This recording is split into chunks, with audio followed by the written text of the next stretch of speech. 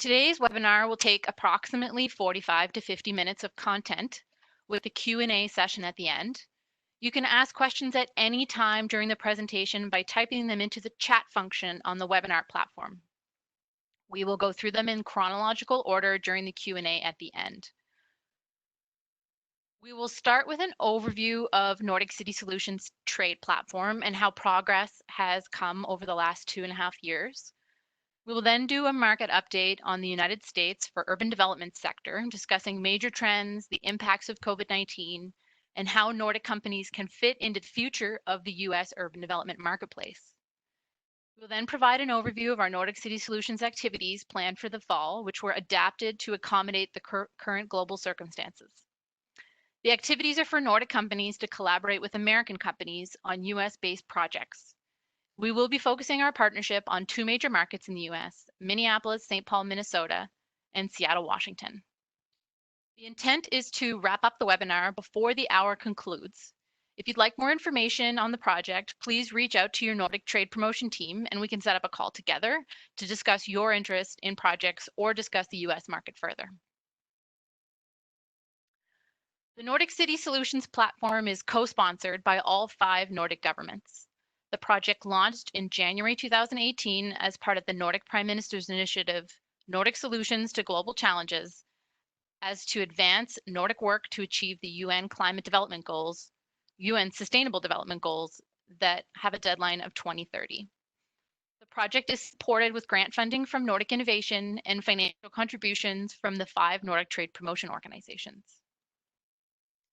As I mentioned earlier, my name is Pamela Tiller. I'm the program manager for Nordic City Solutions, where I lead a coordinated project on behalf of the Nordic governments, and a senior sector expert for the Danish Trade Council in Green Building and Urban Solutions based out of the Danish Consulate in Toronto. For the last 3 years, I have been managing this project with the help of the Nordic Trade Promotion Organizations. I've been traveling with our partners from coast to coast, crisscrossing the United States and Canada, representing the Nordics to find the best opportunities for Nordic companies and for collaboration and business. However, I don't do this alone in a vacuum. We have a great Nordic team with strong engagement from all 5 Nordic countries, including trade promotion organizations, ministries, and experienced advisors. If you are a Nordic business looking for more information, you can reach out to our Nordic country representative listed here. You can find all of their information and contact details on our website at nordiccitysolutions.com. The urban development spectrum is long. Every project in North America has many phases and complex layers. For the sake of this project, we typically work with North American partners in the urban development industry to connect them with Nordic experts in key markets, areas of interest, including but not limited to energy infrastructure, resilience infrastructure, waste management, active transportation, transit-oriented development, building envelope, construction technology, Nordic architecture, urban design, engineering, and master planning. The intent of this project is to cast a wide net as a point of entry into a specific market with local stakeholders. Companies who wish to have success should be actively engaging with their individual trade promotion organizations before, during, and after the market activities, as well as continuing to expand local stakeholders. Nordic City Solutions will be there to support companies and the Nordic TPOs actively throughout the process. However, the individual success of a company will rely on how engaged they are in developing the market on their individual strengths and value propositions. Over the last 2.5 years, we've done a number of trade activities in North American markets in both Canada and the United States. We have also hosted North American partners in the Nordic countries for a masterclass, participated in conferences, and done city-to-city matchmaking. In March 2019, we hosted an urban lab with the City of Brampton, a suburban satellite city outside of Toronto and Canada's 9th largest city, and a major commercial property developer to discuss aspects of a site slated for redevelopment. Over 2 days, Nordic companies participated and learned about the content of a development, experienced the site conditions firsthand, networked with local partners, and learned about how they could get involved in not just this urban development project, but many surrounding projects happening in the larger Toronto metropolitan area. Recently, a Nordic-based company signed a contract with the City of Brampton to deliver a combined software and hardware system to help the city better interact with citizens. This contract was a result of an introduction made through a strong relationship built between Nordic City Solutions and the City of Brampton. Also in March 2019, we worked with one of Canada's largest private development real estate investment trusts on a joint venture project in the Ottawa-Gatineau area of Canada. The ZB project is one of the most ambitious, sustainable development sites in Canada. This project was well underway in a multi-phase set of construction. However, the developers requested Nordic expertise to evaluate the project's One Planet Action Plan, sustainability framework from a Nordic perspective. Nordic City Solutions, in partnership with the ZB team, co-hosted a 2-day workshop in Ottawa with Nordic companies and local strategic partners to share best practices and Nordic perspectives on sustainable development, and to provide feedback and concrete solutions for the development to achieve maximum KPIs under their sustainability plan. ZB development partners and local suppliers get access to cutting-edge solutions to improve the quality, cost effectiveness, and value of their project portfolio, both at ZB and in other projects within their large development portfolio. Nordic companies got access to procurement opportunities in both the public and the private sector. Success stories from the workshop include 2 Danish pipe suppliers being used in the development's district energy system. We've had a diverse cross-section of companies from all 5 Nordic countries who have participated in our activities in the US and Canadian markets. Some examples of participating companies include infrastructure partners such as stormwater, district energy and geothermal energy providers, world-class architects, and innovative solutions for construction technology, building materials, and smart cities infrastructure. But why should Nordic companies get involved in activities in the United States? The Nordic countries are leading globally in the business case for sustainable urban development. However, being limited in our domestic growth and local growth means looking abroad for opportunities to increase our export GDP. The United States is one of the most important trading partners for each of the 5 Nordic nations. The Nordics are looking to continue this tradition of trade and collaboration in the urban development sector. However, as global current circumstances make business-to-business collaboration more challenging, we're turning to new ways of doing business, learning to adapt to market forces. With these new times brings new challenges. How has your business had to adapt to the new landscape brought on by COVID-19? Well, we're in a public health crisis, and our focus has shifted more to local and family priorities. We're in an economic recovery process, and those times and overall company financial health remains somewhat uncertain. There has been considerable inter-organizational restructuring in both the public and private sector in order to respond to businesses and operational needs. There also remains a lot of uncertainty around timelines, like when can we travel? When will we have a vaccine? And these are all impacting how we're doing business. The other factor is sustainability. Sustainability and climate change is perhaps a dwindling priority amid other more pressing concerns. We're living in the now. The question remains how we will refocus to other issues like climate change once we are ready. How do we build trust with clients around the globe to develop joint venture partnerships for new business opportunities from afar? And how do we maintain the attention of our clients, partners, and our own attention for potential events that may or may not happen that are months away? These are all challenges we're facing. The overall purpose of Nordic City Solutions as a trade platform is to provide a framework for Nordic companies to have success in the US and Canadian market through a range of activities. Here we have listed some of the goals and anticipated outcomes for the project over the last 2.5 years. However, I'm happy to share that we are well on our way to achieving them. Over the last 2.5 years, we've had a number of successes related to the platform. We look forward to continuing those successes in 2020 in a more digital and collaborative format.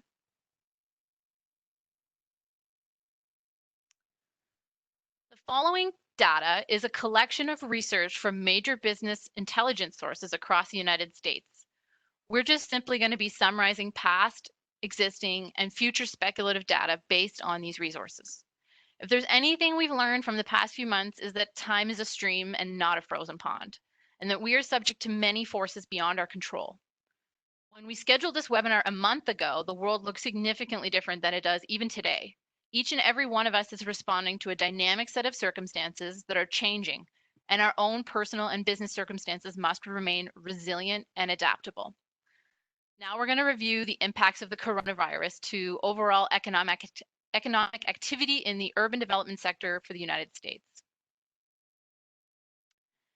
As this economic cycle entered the history books as the longest in US history, the level of confidence in the real estate industry has been palpable. After 10 years of solid growth, an economic downturn was largely expected. However, feedback from survey respondents for the PricewaterhouseCoopers and Urban Land Institute 2020 Emerging Trends in Real Estate report quoted development industry as confident they would weather any economic storms as a result of previous compounded experience earned from the last recession in the early 2000s. While an economic downturn was expected as a result of cautious observances in the US economy and fiscal policy, it was not predicted to be an economic shock, and expectations were that the real estate investment would continue to perform as a result of controls on supply, financial discipline, and a pragmatic approach to change. Trends for future development focus were on mixed-use communities, consolidation of small and mid-sized developments into larger development groups like real estate investment trusts. Other development indicators identified were and continue to be the growing gap between housing stock and affordability. Much of America is in a housing crisis, and there are increasing demands for multi-unit residential, rental buildings, and increased rent controls, medium density housing stock diversity, and the rise of co-living solutions. The rise of secondary commuter hubs with a vibrant sense of community called hipstaburbia is a growing trend. As housing prices in major metropolitan centers rise, suburban hubs around 24-hour cities grow in popularity with millennials as a place to live, work, and play with a cool factor. All have excellent transit access, strong walk scores, and an abundance of retail, restaurants, and recreation. On the opposite end of the spectrum, with an increase in life expectancy and old age dependence and health, comes new needs for an aging population. On many fronts, including that they will work longer, live longer, and require additional healthcare and lifestyle needs later into life. This brings new opportunities to accommodate the needs of a larger spectrum of the population in urban development of the future, something that Nordic countries have been developing already with strong global admiration and respect. In the last number of years, the private sector has started to increase demand for sustainable solutions as investors, primarily driven by millennials at 55%, demand environmental social governance performance in stock portfolios. Wall Street estimates that a performance premium of between 10 to 40% can be attributed to ESGs in private real estate sector. This is not something that should come as a surprise to anybody from the Nordics. While the virtues of our smart new world are often shouted from the rooftops by big tech companies, technology adoption in the real estate sector comes in moderation, but with a lot of optimism. While we watch disruptors and wait to see how technology is adopted successfully within real estate and development industry, we also await the necessary upgrades to North America's tech infrastructure, largely the rollout of 5G, which in the US is much further behind our Nordic home markets. The United States has a critical infrastructure investment gap. There is an alarming need to repair and modernize the US system of roads, bridges and tunnels, transit seaports, airports, levees and dams, power transmission generation, wastewater, and other physical facilities. In the US, we have seen an increasing separation between the federal government and the states and cities, specifically with private sector and NGOs like the Bloomberg and Rockefeller Foundations and their funding of C40 cities and 100 resilient cities, respectively. Smaller jurisdictions are taking control over infrastructure deficits and procurement processes. For example, Pittsburgh has transformed its procurement process with a new digital web platform called Beacon, which I'll address later in the presentation. Smaller cities like Spokane, Washington, and New Bedford, Massachusetts are working on smart city infrastructure and alternative energy resources. All of these city-level projects provide an excellent place for Nordic companies to begin building relationships, and the Nordic City Solutions, in partnership with the Nordic Trade Promotion Organization networks, has been focusing on going to a local level within North America to find the right stakeholders and project partners for Nordic companies to work with.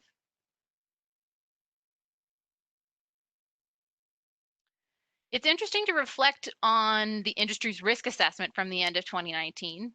If you look on the chart on the right, you'll see a list of issues identified by the real estate and development industry with rankings on importance. Two key issues were identified: social inequality and epidemics, and they were not seen as great areas of importance. Meanwhile, they've had a dramatic impact on our existing global cultural, economic, and mental health in the last 3 months. Let us move now on to our present circumstances and how COVID-19 and social and racial inequality have impacted the urban development industry in 2020. I imagine most of you have been following the news, so these statistics should come as no major surprise. The United States has experienced significant impacts from COVID-19 on the overall population. As of Monday, there are almost 2 million cases recorded in the United States, with over 110,000 deaths that have been recorded as attributed to COVID-19. However, many estimates believe that this is far below the actual death tally. The virus has had a dramatic impact on large, densely populated urban centers in the United States, including New York City, which has been hardest hit by the health crisis, but also other areas such as Detroit and Chicago. However, the Washington Post is reporting that an increasing number of cases are now being seen further away from urban centers in smaller communities. At the end of May, new data revealed that in total, race or ethnicity is known for around half of all cases and 90% of deaths. And though gaps remain in this data, the pattern is clear. Communities of color are being disproportionately hard hit by COVID-19. In 42 states plus in Washington, D.C., Hispanics and Latinos make up a greater share of confirmed cases than their share of the population. In 8 states, it's more than 4 times greater. Nationally, African American deaths from COVID-19 are nearly 2 times greater than would be expected based on their share of the population. In 4 states, the rate is 3 or more times higher. On Monday, it was reported that the United States officially entered a recession in February 2020 as a result of global economic conditions caused by the coronavirus. Most of the economic data I will be referencing here is from Dodge Data and Analytics, a private construction data and analytics firm based out of the United States, from their mid-year update webinar, which was recorded in late May. Looking at overall US economic outlooks, Dodge economists have reported a 24% decline in the US economy during Q2 2020, even with stimulus funding. They're reporting some recovery in Q3, but continued economic sluggishness and slow growth until the end of the year. 2021 is more optimistic, with a bounce back estimated at 2.7% growth in late 2021 and early 2022, with GDP growing depending on US fiscal stimulus outcomes. Dodge Data and Analytics published their annual Momentum Index, which is based on the value of non-residential building projects less than $500 million, excluding transportation and infrastructure. The Momentum Index is based on projects which are in the earliest stages of planning to understand the pipeline for future construction. There are some projects coming into the planning stages for development right now, obviously not at the same pace as the previous 3 years, but optimism remains for the end of the year. Once the virus counts are more under control, things are going to pick up.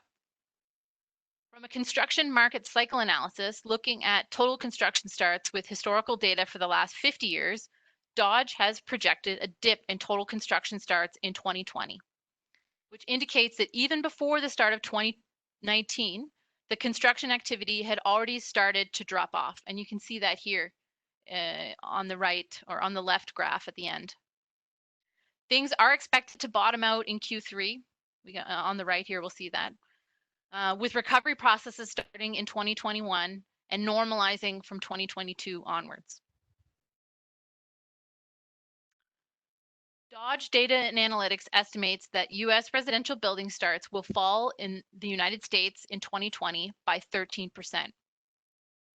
Two major subsectors in residential development, single family homes and multifamily residential, each with impacting factors from COVID-19.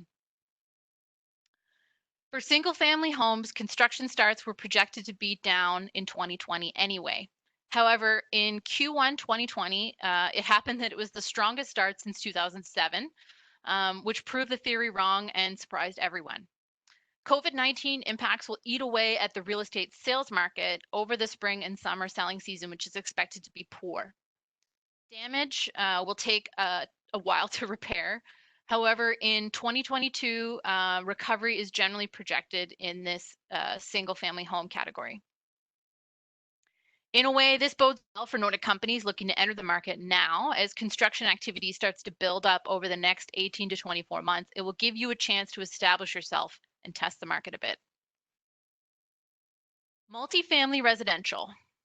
At the beginning of this year, there were strong projections for the 2020 market in the multifamily residential development subsector. However, Q1 data shows a pullback in construction starts, which were down 12% for Q1. It's expected that this subsector will be much more impacted by job losses, with building owners and developers expected to take on more development risk as people can't pay their rent. The US residential vacancy rate in 2019 had a nearly historical low at 4%, while 2020 is expected to adjust to somewhere near or above 6. Renters are going to be hit by back rent accumulation, which will impact the industry, and there is a decline for multifamily construction is expected to slow in 2021 as a result of these overall impacts. So moving on to impacts in commercial construction. Overall, the commercial construction center is expected to fall by 18% in 2020. Q2 is going to be extremely poor, but a bounce back will be more normal by the end of the year, and the entire year is probably going to take shape of a V curve. So a sharp downward decline with another bounce back. For general office, there's a lot of speculative development, which is expected to be down with the work from home shift in large urban markets with considerable commercial office space to offer already, like New York City. Commercial office vacancy rates are expected to rise to around 13%, though. Economists at Dodge Data and Analytics see large corporate headquarters projects as fairly stable given the overall scale and long development cycle.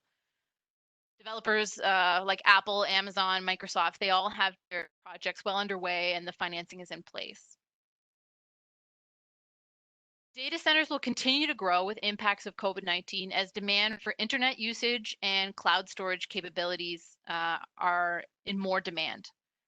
Retail was in bad shape before the COVID-19 crisis hit, with a historical decline over the last number of years. But the impact is that already low projections will still worsen to further permanent retail store closings across the United States. Warehouse logistics space is perhaps the most disruptive player in the commercial construction space, and it's going to continue to evolve. The market is expected to continue growing fast with e-commerce shift and an increase in demand for just-in-time delivery from both large-scale warehouses to smaller hub warehouses, which could evolve from the reimagining of suburban big box retail to warehouses. Hotels were already in a downward track for 2020 and are projected to continue this way. However, in the medium term, they're expected to return as major hotel chains start the next upgrade cycle. Recovery is expected somewhere in late 2021 and early 2022. Public sector construction typically lags a few years behind the private market. When the Great Recession hit in 2009, we actually didn't see institutional construction slow down until around 2012. While 2020 was projected as a stable year for institutional construction, it's expected to remain pretty flat. Hospitals are perhaps the biggest institutional market for growth for obvious reasons. The US is expected to start looking more into healthcare infrastructure upgrades as neglect in the amount of service infrastructure by population over the last few years has impacted public health outcomes with a shortfall during the COVID-19 crisis. As an example of this momentum already picking up, New York and New Jersey have already seen more hospital construction so far in 2020 than all of last year combined. School construction will continue in regional focused areas where demographic changes have shown demand, primarily the west coast of the US and in California and Texas. However, it's uncertain how these revenue shortfalls in government are going to impact spending elsewhere and in school construction in future years. College and university construction is expected to drop considerably in the coming years as enrollment drops. Students are studying from home, and large university endowment funds are used to cover more operational gaps instead of large-scale investments in campus facilities. Airports are, in general, expected to be hit as a result of the crisis due to impacts on the airline industry. However, airports, for the most part, are long-term complex capital projects. The large airport projects in Portland, Oregon, and renovations at JFK are still expected to provide industry activity for the next few years. Overall recreation center construction activity, things like casinos, convention centers, university athletics, and professional sports arenas are all going to slow down with the coming years as a result of COVID-19.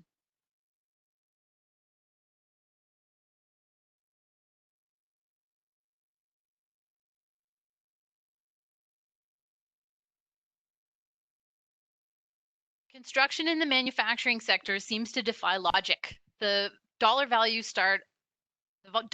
of startup in spite of overall manufacturing in the US is actually down. However, this data is being propped up by large-scale petrochemical production, plant construction, which is obviously a high cost of construction. If you remove that, it actually evens out, so there's not very much manufacturing construction. It's overall a very volatile category. However, as COVID-19 virus has hit supply chains and manufacturing in the US hard, there could be a potential bounce back for domestic production as the US focuses more on supply chain resilience locally. As it stands, Dodge Data and Analytics are expecting a large decline in 2020 industrial manufacturing construction with a 9% gain projected in 2021. Lastly, looking at non-building construction. Public works development in 2020 is expected to rise in lieu of slowing construction actually in the electric power sector. Mostly in highways and bridges, they're expected to grow steady into 2021 after a weak start early this year, but that's all due to stimulus packages from the government. In the environmental categories, sewers, wastewater, water supply systems, dams, and reservoirs, all relevant projects for Nordic companies. They're expected to slow as a result of COVID-19 and restrictions around social distancing, but also pick up in 2021 as lots of stimulus funding from the federal government in these biannual packages that are released. So we're going to talk a little bit more now about what it takes to get involved in development and tender projects in the United States. So using a simple pestle analysis, we can evaluate the barriers to entry any company looking to enter a new foreign market might encounter. Taking notes from Newton's third law of motion that says for every action, there's actually an equal and opposite reaction. Our job as trade promotion agencies is to help you break down these barriers and to open up opportunities for success in the market. So here we're going to look at political, economic, social, technology, and legal barriers to entry. So trade agreements can be negotiated or discussed on a large government-to-government level. Nordic City Solutions and our Nordic TPOs are working bilaterally with governments to smooth over the path for Nordic companies to do business in lots of different markets.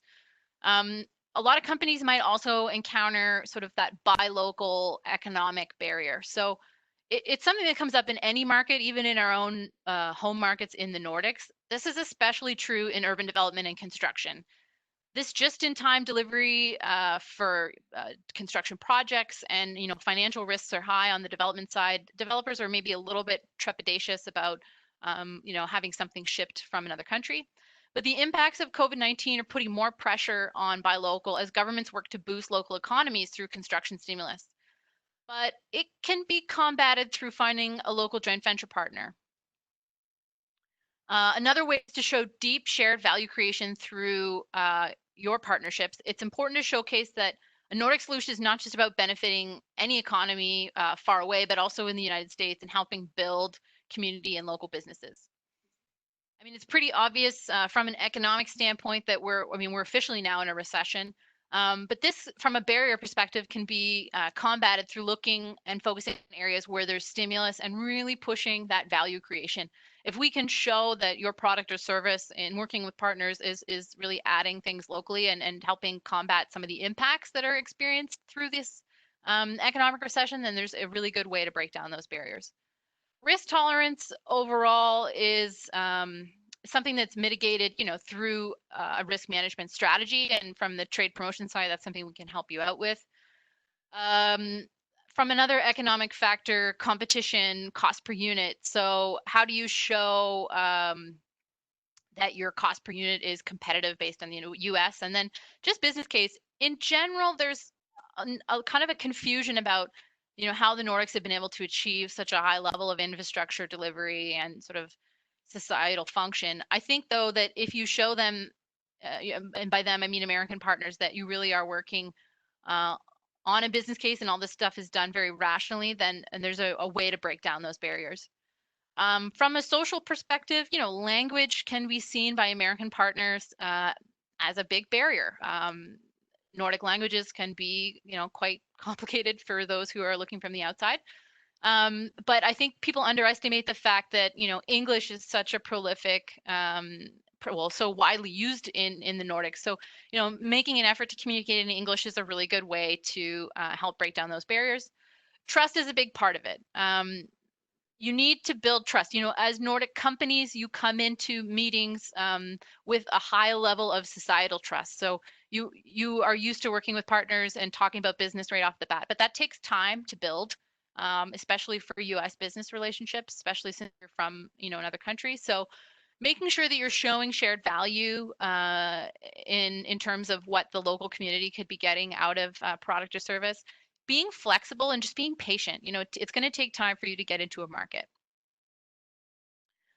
There's also differences with, cultural differences, nuances. So as a business who's entering a market, you need to take the time to understand the local culture. You need to listen, you need to be patient, and you just need to be open. There's, these nuances are really important, and I'll talk about them a little bit more on the next slide, but how those could impact things. So just be ready to take your time. From a technology perspective, some of the barriers could be communication lag, time zones. In some cases, there's a 10-hour time zone between the Pacific coast of the United States and say Finland. But those are done and solved through trying out different tools and ways of working. A lot of Americans too aren't necessarily comfortable calling overseas. Country numbers and things like that are a little bit challenging. I know in Europe, it's quite common to call another country. But in North America, for the most part, we have a 10-digit phone number with a 1 in front of it. So just showing that those are easy ways of working, using technology and tools to help make things easier reduces barriers. Technology incompatibility. So the Nordics use the metric system, and the United States is one of the only countries, but they're still using the imperial system, and that's a big part of things. But you as a company, you need to adapt and convert to equivalence and be prepared to have conversations, and you're going to be stretched to work in imperial perhaps. From a legal perspective, there are often procurement rules within both public and private tenders that might restrict a Nordic company from participating legally. We're working on the government to government relationship side through trade promotion organizations to break down those barriers. But you also need to find a local joint venture partner, showcase that shared value solution so that you're really showing that it's not a barrier for you to participate, and that it is delivering value to the local community and showing sort of that taxpayer dollar value. Having a local market presence can be combated in a couple different ways. You can do a virtual office through your trade promotion organization, or you can find a joint venture partner. The US presents certain legal liability challenges for Nordic companies who want to do business. There are ways around that, and working with your trade promotion organization in understanding how different types of incorporation and establishment in the United States can benefit you and protect you from a legal perspective. And finally, licensing and approvals. There are hoops to jump through. There are certifications that need to be done, but you need to do your due diligence. And the trade promotion organizations and Nordic City Solutions, we can help you get there to get your product or service in the market in the United States. If you're a company looking to have access to tenders in the US, where do you look? Well, there's a number of ways to find tenders. Word of mouth is probably the most common. Finding out tender opportunities from within your local network. Many tenders in the private sector are invitation only. So building a relationship with a developer or a subcontractor in order to be invited to bid on a tender is going to be critical. Things obviously take time and you have to work on those relationships. There are a number of government websites, either state or federal government, where tenders are posted. Often government tenders have restrictions for local content due to trade protections. However, these tenders are more publicly accessible, at least online. I've actually included down here, you'll see a screenshot of the City of Pittsburgh's Beacon website, which I mentioned earlier, where they're actually posting active tenders. So this is just an example of a government tender website. There are a number of private sector tender aggregation websites which collect many public and private tenders from around the United States and Canada. On the right, you're going to see Merck's. Merck's is one of those aggregation websites. You can get a membership here and search tenders. But finally, your best bet for getting tenders is to get a joint venture, a local joint venture partner. And I mean, they're going to know what's happening in the market, and it's going to be a lot easier for you to get your first project or maybe second project once you've found that partner.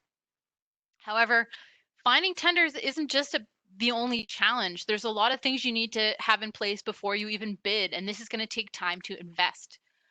For example, often tenders have pre-qualification requirements. So you need to get all of your ducks in a row before that tender is even released to make sure that you are checking boxes. Documents are ready, and say we did in the last slide talked about licensing and approvals, like those need to be ready. Oftentimes when these tenders are up, they're only out for 2 to 5 weeks. So, having everything ready to respond is going to be critical to you obviously having success. The tender rules often require, as I mentioned, I think numerous times, your local joint venture partner or local market presence. So you need to know that ahead of time. What is the standard practice and how do we work against those barriers? There's local nuances that require tacit market knowledge. So tacit knowledge is the unspoken knowledge that you sort of need to know. So what are the keywords you should be using? Is there a specific technology they want in there? Who should you be working with? What are sort of the sensitivities around a specific project or tender that you need to know before you're bidding? Cultural differences such as trust, transparency, or language barriers. I did address these a little bit earlier, but things are different in the United States than they are in the Nordics, and there's going to be cultural barriers. Like I said, we show up in the Nordics, and I say we, but we show up and we're ready to do business right away, but that doesn't necessarily happen here. And if you're an outsider, it's going to take time. And then just generally a different business model. So how do you translate your Nordic business model to an American context in a way that's vetted and market proven and that is going to be understood? A lot of Americans just don't understand how the Nordics have been able to achieve such a high level of infrastructure or project delivery. Money doesn't grow on trees, and all this stuff is done because it makes sense. So showing that value and communicating that business model is going to be key. I want to share some opportunities for Nordic companies to participate. So this is the last sort of section in the presentation before we move to the Q&A period.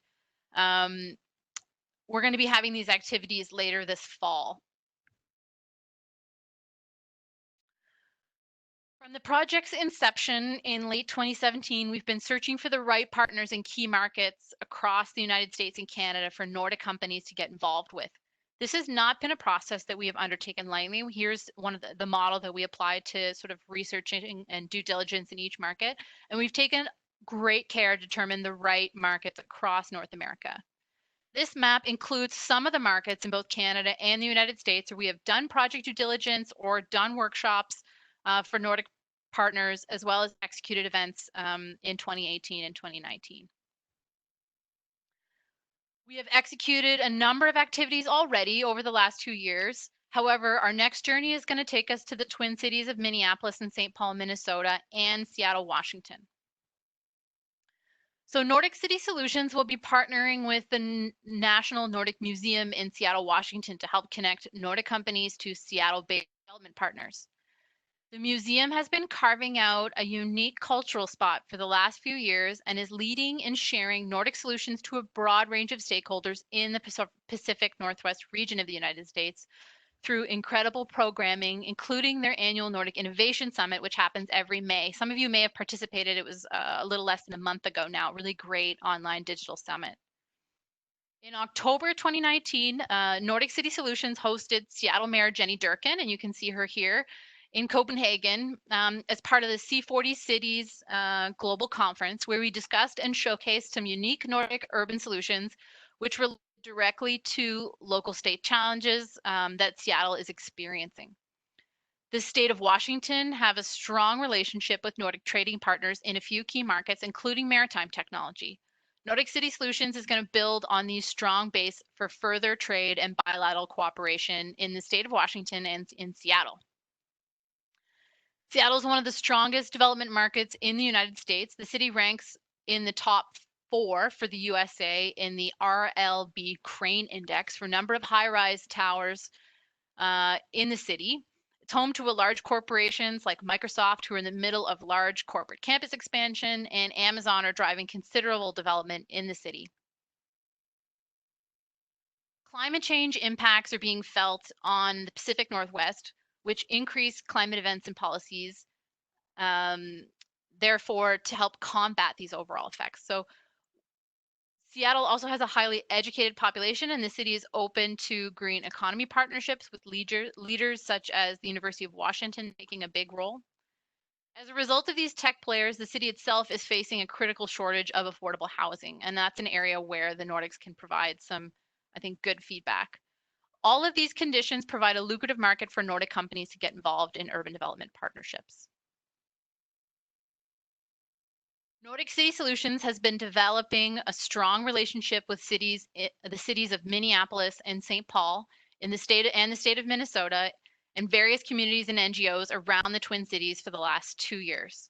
We've been continuously impressed with the openness from all sides within the Twin Cities area.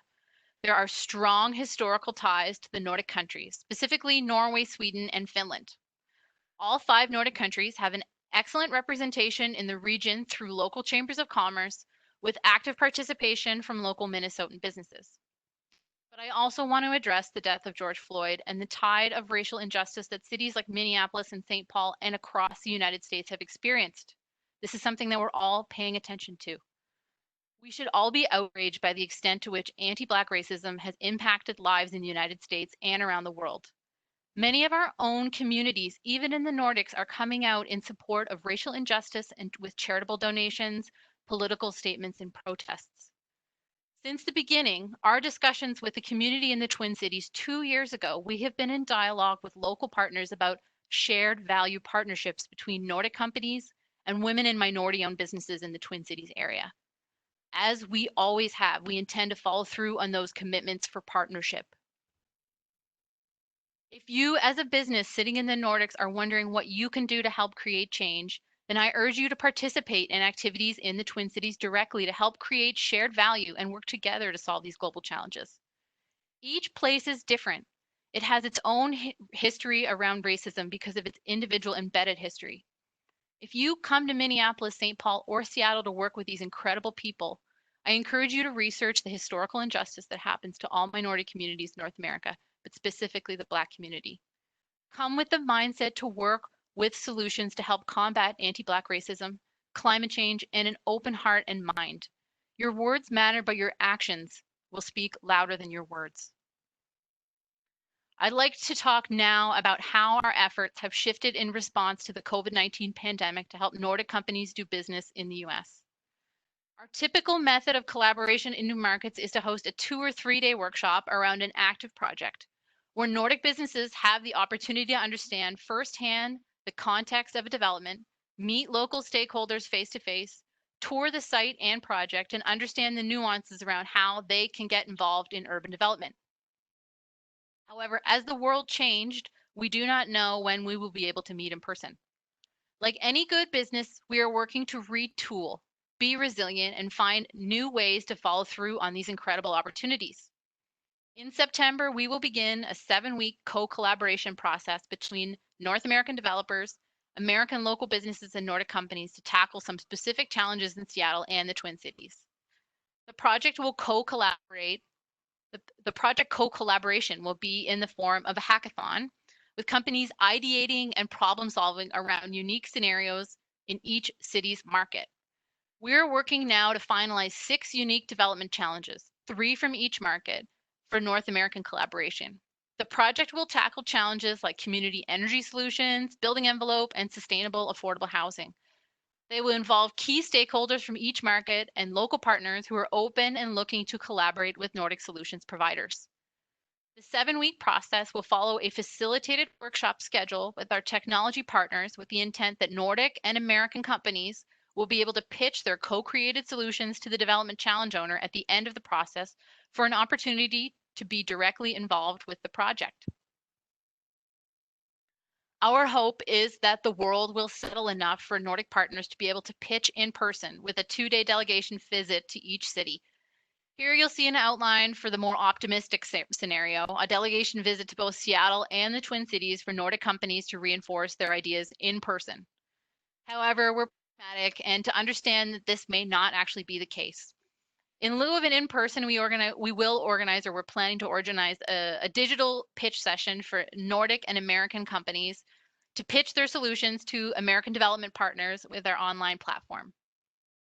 The intent would be that once the relationships are formed and travel becomes more stable, that we will be able to move to an in-person activities, hopefully in May 2021 in both Seattle and the Twin Cities. More details will become available in the coming weeks about the hackathon site as we finalize details with our American development partners and technology provider. Please follow us on LinkedIn for updates or contact your local trade promotion organization representative to discuss further. I wanted to reiterate the types of companies we're looking to work with for Nordic City Solutions in North America. If you don't see yourself here, please don't think that there is no place for you. We can accommodate all types of relevant companies in the workshop with enough time and try to find the right market entry method for you and your product as it relates to urban development overall. As Nordic City Solutions is co-financed through a grant from Nordic Innovation, which requires 50% co-financing, we will be asking companies to pay a fee for participation. We obviously understand the economic circumstances are challenging. These costs have been reduced in lieu of the COVID-19 economic scenario, but they are there to help cover the cost of trade promotion organization time and support for organizing and facilitating these activities. Each TPO will be managing the fee and can provide additional market assistance on top of this should they have additional subsidies. We're here to create opportunities, not make it difficult for companies to participate.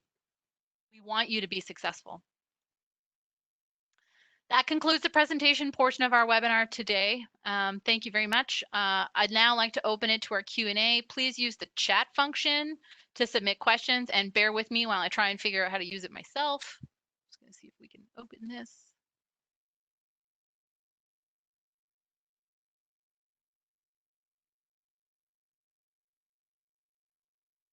Not too many questions here.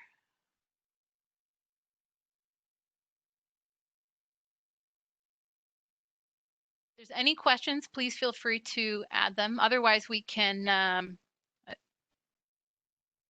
Okay, we have a question. Can you give examples of some property partners in the cities?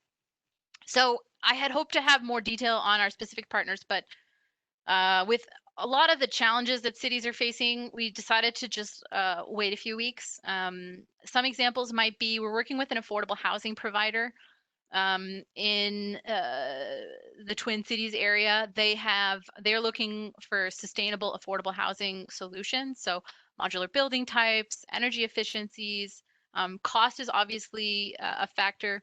We're also trying to get some specific projects for around energy. I know that the Twin Cities is really engaged and has a district energy system. through their utility partners. So getting some sort of community energy project.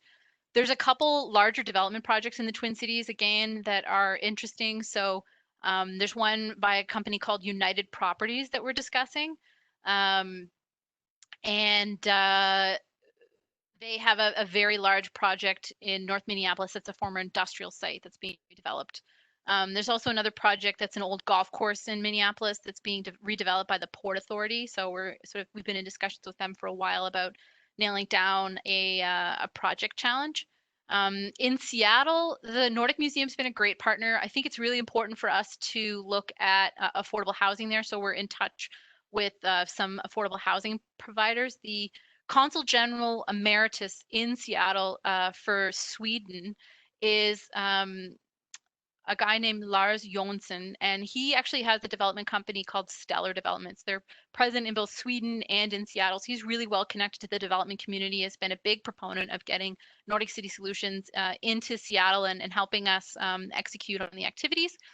Microsoft is doing a really big campus redevelopment in Seattle right now. The project underway, so getting involved in a certain phase of construction kind of depends on where they're at. But if we do an in-person event in the fall, we'll be doing a tour of the Microsoft campus redevelopment. So there'll be opportunities to network with the Microsoft project team for their campus. How can Nordic cities participate in the hackathon? We've had cities participate in the past, so I think cities are great.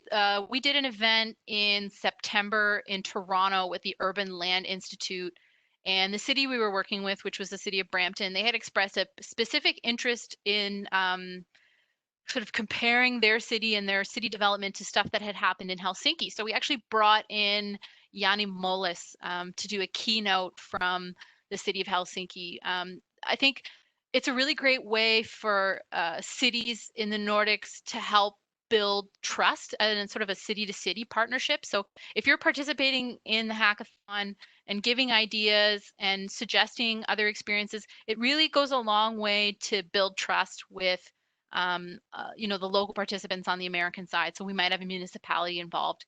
And it's that government to government collaboration that breaks down a lot of barriers. And as you know, and I think the Nordics have been really good in terms of using government to government to help increase trade for local businesses. So if there's like we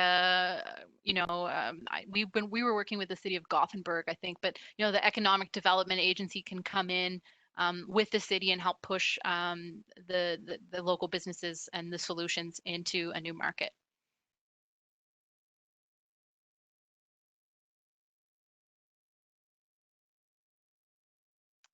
I don't see any more questions coming through. So on that note, what I think I'm going to do is just remind you that we're sort of approaching the end of the hour here, conscious of people's time.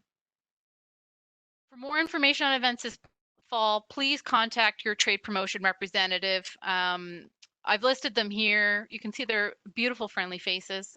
Their contact information is available on the website. Oh, we have one more question that's come through. Okay, the question is, how do you prepare the hackathon and do some kind of pre-matching with the participants to align the interest, solutions, and offering for the partners? So this is going to be opened up in September or in August. That's the plan. We do have a technology partner. They're a Nordic technology partner. We're in discussions with them. We're just finalizing things now. So there will be a process that will take place. So we'll get back to you with more information on that. And we'll have a roadmap for how participants will go through. But the pre-matching with participants, there will be some pre-matching. I also think that, the surprise can be really exciting. We obviously want to curate this as best as possible, but there will be people that you could meet, just like if it was an in-person event, there will be people that you can meet that you didn't expect. And there is a relationship that forms there. So we might have an American company that could join the hackathon, in September when we start, that could be a better fit for you. So I wouldn't be too committed on, building those relationships before the hackathon actually starts. It should be sort of an open and creative process, and we'll let it happen organically. So I'm going to wrap things up now. If you have further questions, we can get back to you individually, or please reach out by email. Let me just sort of wrap things up here. For more information on events this fall, please check us out on LinkedIn. We're going to post updates once they're available. So we do have a LinkedIn page that we'll share. But thank you for joining today. Special thank you to my colleague, Carolina Vaseva, for helping me host the webinar. She's in here with me today, safely, obviously. But we'll be sending out the slides and posting the recording on the website. I also wanted to say, you know, we're on the edge of holidays in the Nordic countries, so I wanted to wish everyone who's participating an enjoyable, relaxing, and healthy summer holiday break. So thank you very much.